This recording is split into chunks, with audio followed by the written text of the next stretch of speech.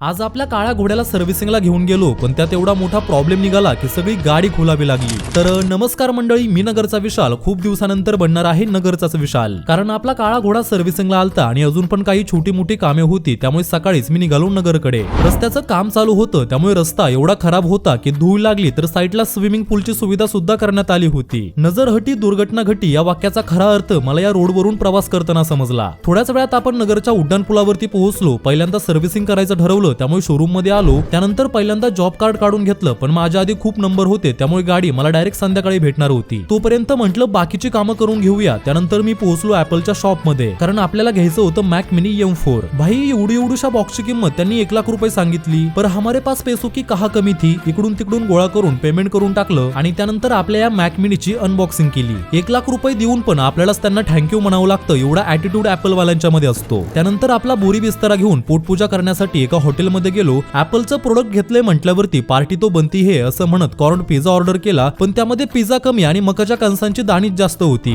Showroom मध्ये गेलो तर आपल्या काळ्या घोड्याची अंघोळ चालली होती। त्यानंतर त्याला सिंहासनावरती उभं केलं, इंजिन ऑइल बदललं, सगळं चेक केलं, पण एक सेन्सर प्रॉपर वर्क करत नव्हता, त्यामुळे त्याची सगळी बॉडी काढावी लागली। पण तरी सुद्धा प्रॉब्लेम सॉल्व्ह झाला नाही। पण बिल करताना मात्र त्याचे पण पैसे ऍड केले होते। म्हटलं आधीच ऍपल वाल्यांनी लुटले, आता तुम्ही पण लुटा। शोरूमच्या सर्व्हिसला हा इमोजी परफेक्ट सूट होत होता। आता येथेच अंधार पडला होता, पण अजून पण आपलं एक काम बाकी होतं, ते म्हणजे जिमचा डाईट घ्यायचा होता। तिथे सुद्धा 4-5 हजार रुपये घालून मी डायरेक्ट घरी निघालो।